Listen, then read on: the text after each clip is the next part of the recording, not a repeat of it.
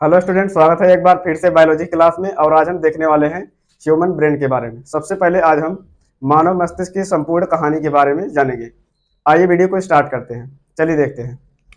Human brain जो होता है ये आपका, अगर हम बात करें कि जो ह्यूमन ब्रेन होता है ये आपके शरीर में सभी अंगों से सबसे कॉम्प्लिकेटेड संरचना होती है।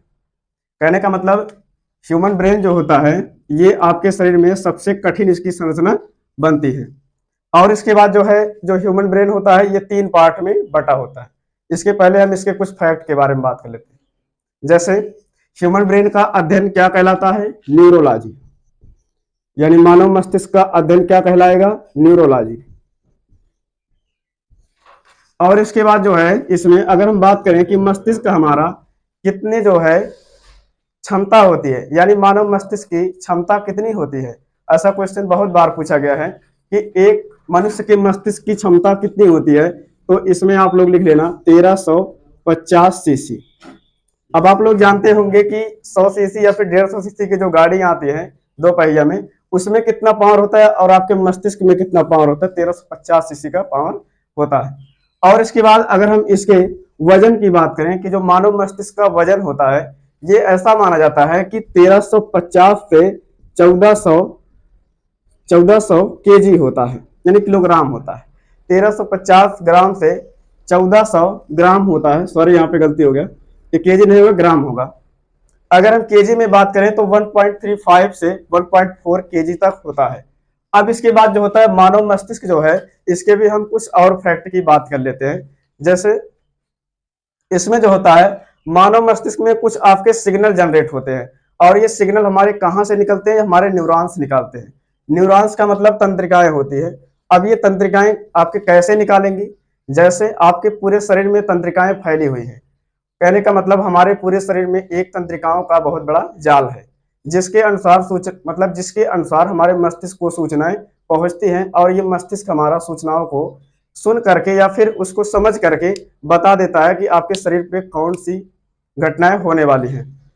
अब इसके बाद जो हम ह्यूमन ब्रेन के बारे में थोड़ा सा डिटेल में जानकारी देखेंगे। आइए देखते हैं। ह्यूमन ब्रेन जो होता है ये आपका 3 पार्ट में बटा हुआ होता है। ह्यूमन ब्रेन कितने पार्ट में बटा होगा? 3 पार्ट में। तीनों के क्या क्या नाम होंगे? जैसे यहाँ पे देख लेते हैं। पहले पार्ट जो है अग्र मस्तिष्क बोला जाएगा। कहने का मतलब जो आपका ये अग्र मस्तिष्क है इसको क्या बोलेंगे हम? फोर ब्रेन, यानी ये अग्र मस्तिष्क हो जाएगा। और जो मध्य में है उसको हम क्या बोलेंगे? मिड ब्रेन नहीं बोलेंगे। कहने का मतलब मिड ब्रेन जो होता है बीच में नहीं होता है, कहने के लिए केवल बीच में होता है। आपके दोनों मस्तिष्क के भाग के नीचे पाया जाता है, ये बीच में उतना नहीं होता है। तो लेकिन हम नाम क्या देते हैं? मध्य मस्तिष्क। कहने का मतलब मिड ब्रेन। अब इसके बाद जो है एक सबसे लास्ट में पाया जाता है जो पीछे के साइड होता है, हिंड ब्रेन जिसको बोलते हैं, ये होता है पश्चिम मस्तिष्क। अब हम जो है इसके मस्तिष्क के जो पार्ट हैं, पार्ट के भी कुछ पार्ट होते हैं। जैसे आपका अग्र मस्तिष्क जो होता है ये आपका 2 पार्ट में बटा हुआ होता है। अग्र मस्तिष्क को कितने पार्ट में बांटा गया? 2 पार्ट में। पहले का नाम क्या है? प्रामस्तिष्क। पहले पार्ट का नाम प्रामस्तिष्क है। प्रामस्तिष्क के बाद दूसरे पार्ट का क्या नाम है? डायनसेफलान। डायनसेफलान। जो मध्य मस्तिष्क होता है ये मध्य मस्तिष्क आपका 4 पिंडों में बटा हुआ होता है, और चारों पिंडों के अलग अलग कार्य होते हैं। दोनों जो ऊपर के पिंड होते हैं उसको हम क्या कहते हैं? टेपिटम कहते हैं, और नीचे के पिंडों को क्या कहेंगे? टेगमेंटम। कहने का मतलब इसका जो पार्ट होगा उसको हम बोलेंगे कारपोरा, या फिर इसी को दूसरी भाषा में कांड्रियमिना के नाम से जाना जाता है। और इसके बाद जो है अगर हम पश्चिम मस्तिष्क की बात करें, पश्चिम मस्तिष्क हमारा 2 पार्ट में बटा होता है। दोनों के क्या क्या नाम है? पहले का नाम अनुमस्तिष्क है, अनुमस्तिष्क। और इसके बाद दूसरे का नाम है मेंडुला अब्लागेटा, मेंडुला अब्लागेटा। दूसरे का नाम क्या है? मेंडुला अब्लागेटा। अब इसके बाद जो है हम इसके थोड़ा सा जो है इंग्लिश के नाम की बात कर लेते हैं। जैसे ये प्रामस्तिष्क है, इसको हम सेरिब्रम बोलेंगे, डायनसेफलान को डायनसेफलान, कारपोरा को कार्डियमिना के नाम से, अनुमस्तिष्क को सेरिबेलम के नाम से। और इसके बाद जो है ये मेंडुला अब्लागेटा, ये आप खुद ही जो है इंग्लिश नाम है, इसको हम छोटा मस्तिष्क के नाम से भी जानते हैं। अब इसके बाद जो हम सेरिब्रम की बात कर लेते हैं। सेरिब्रम क्या क्या कार्य करता है? यानी जो अग्र मस्तिष्क है हमारा, आगे का मस्तिष्क क्या क्या कार्य करेगा। प्रमस्तिष्क जो होता है इसका जो कार्य होगा, सबसे पहला कार्य होगा याददाश्त का। कहने का मतलब अगर आप कोई भी चीज सोच रहे हैं और उसको आप भूल गए, इसका मतलब प्रमस्तिष्क आपका कार्य नहीं कर रहा है। याददाश्त के बाद अगर आप कोई निर्णय ले रहे हो तो निर्णय का भी केंद्र कौन होता है, प्रमस्तिष्क होता है। निर्णय के बाद जो होता है, अगर आप कोई चीज सोचने का कर रहे हो, यानी अगर कोई आप चीज हल कर रहे हो तो वहां पे सोचने की आवश्यकता होती है, इसका मतलब प्रमस्तिष्क आपका कार्य कर रहा है अगर आप सोच ले रहे हैं तो।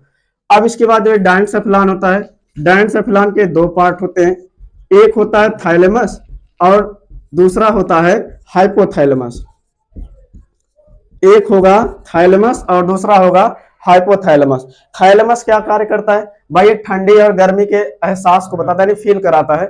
सर्द और गर्म जब भी आपको लगेगा तो ये थाइलेमस बताएगा, यानी ठंड का, और इसके बाद जो है गर्म का क्या करेगा, एहसास दिलाएगा। इसको आप लोग याद रखना। और जो हाइपोथैलेमस है, हाइपोथैलेमस में नियमन करता है किसका, सर्द का, कहने का मतलब ठंड का, गर्म का, और इसके बाद भूख का, फिर इसके बाद प्यास का।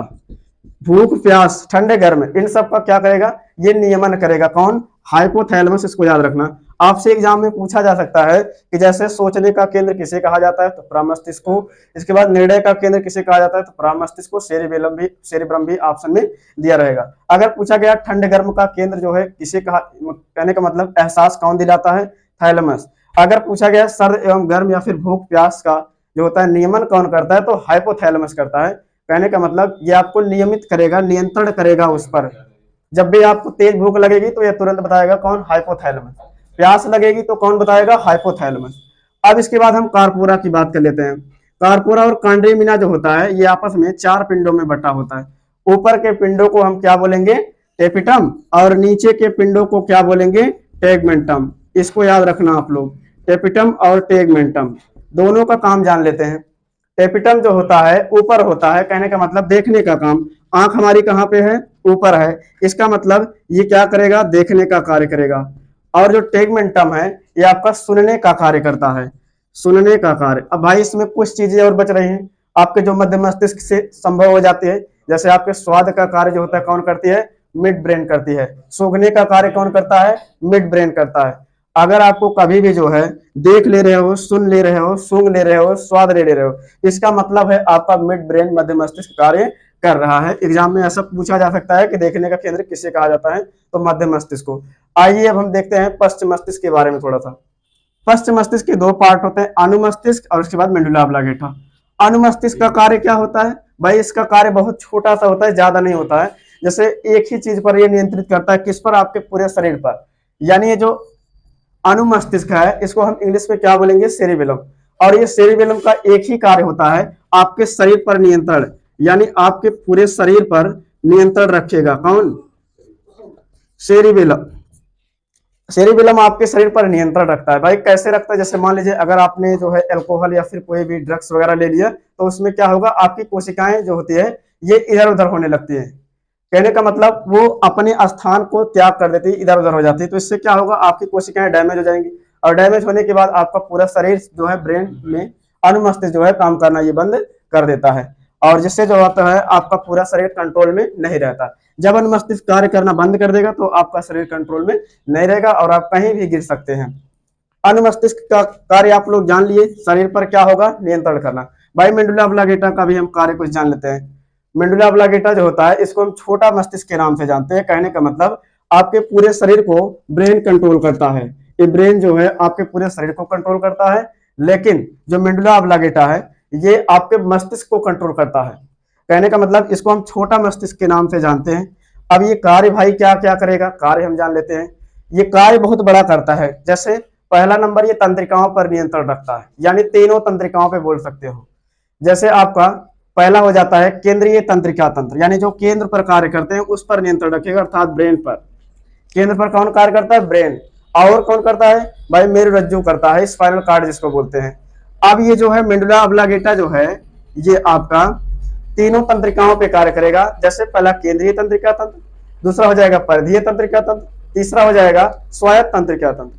अब ये जो केंद्रीय तंत्रिका तंत्र होता है 2 भागों में बटा होता है। पहला आपका ह्यूमन ब्रेन, यानी पहला आपका ब्रेन हो जाता है यानी मस्तिष्क, दूसरा हो जाता है मेरुरज्जु यानी स्पाइनल कार्ड्स। अब इसके बाद जो है परिधीय तंत्रिका तंत्र, ये भी आपके दो पार्ट में बढ़ता है।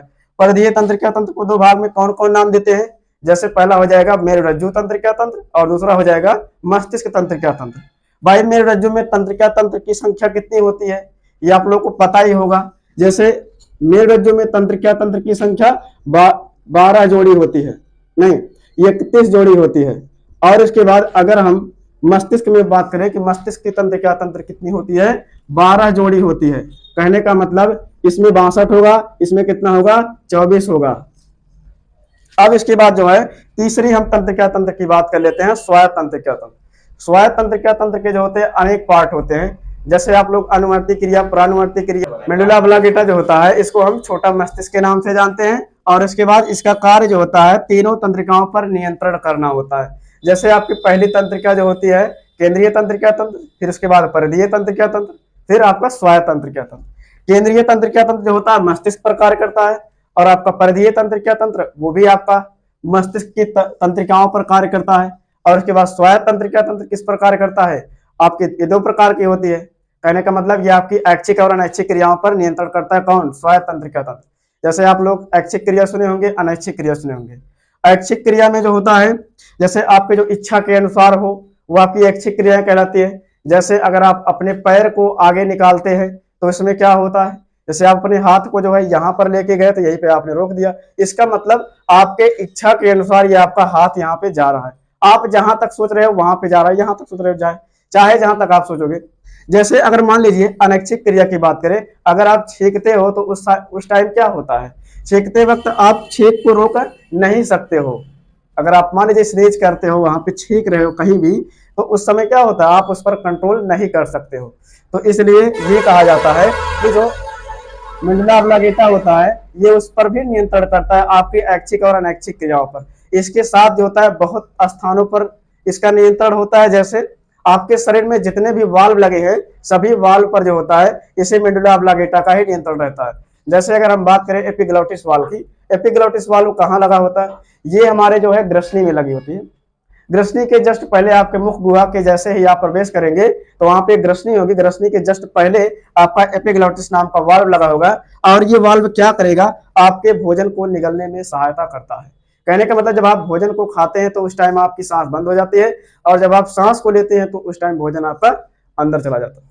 यानी एक ही क्रिया होगी, जब आप सांस लोगे तो भोजन नहीं, जब आप भोजन करोगे तो सांस नहीं। कहने का मतलब जब आप भोजन को निगलते हैं तो उस टाइम आपकी सांसें रुक जाती हैं। और इसके बाद जो होता है, इसके अलावा जो होता है आपके ब्लड प्रेशर पर यानी बीपी पर किसका नियंत्रण होता है, मेडुला ऑब्लांगेटा का। आपका जो रक्त परिसंचरण तंत्र होता है इस पर भी नियंत्रण यही अब मेडुला ऑब्लांगेटा ही रखता है। और इसके बाद जो होता है बीपी के अलावा आपके जो हार्ट बीट है, आपकी धड़कने जो है, इस पर भी नियंत्रण कौन करता है, यही मेडुला ऑब्लांगेटा करता है। भाई इसका काम बहुत ज्यादा है, इसीलिए इसको हम कहते हैं कि मेडुला ऑब्लांगेटा को छोटा मस्तिष्क बोल दिए। कहने का मतलब ये कार्य बहुत ज्यादा कर रहा है, हद से ज्यादा कार्य करता है। कहने का मतलब तीनों तंत्रिकाओं पर नियंत्रण रखेगा, आपके धड़कनों पर नियंत्रण रखेगा, आपके सभी वाल्व पर नियंत्रण रखेगा, और इसके बाद आपके फेफड़े पर भी नियंत्रण नहीं रखता है। श्वसन की क्रिया पर ऑप्शन में दे सकता है, यानी आपके एग्जाम में दे सकता है कि ये श्वसन की क्रिया पर नियंत्रण कौन सा भाग मस्तिष्क रखता है, तो मेडुला ऑब्लांगेटा। यहां तक आपका क्लियर हो गया। अगर वीडियो अच्छा लगा हो तो सब्सक्राइब कीजिए, लाइक कीजिए, और उसके बाद जो है आगे नेक्स्ट वीडियो में। Thanks for watching.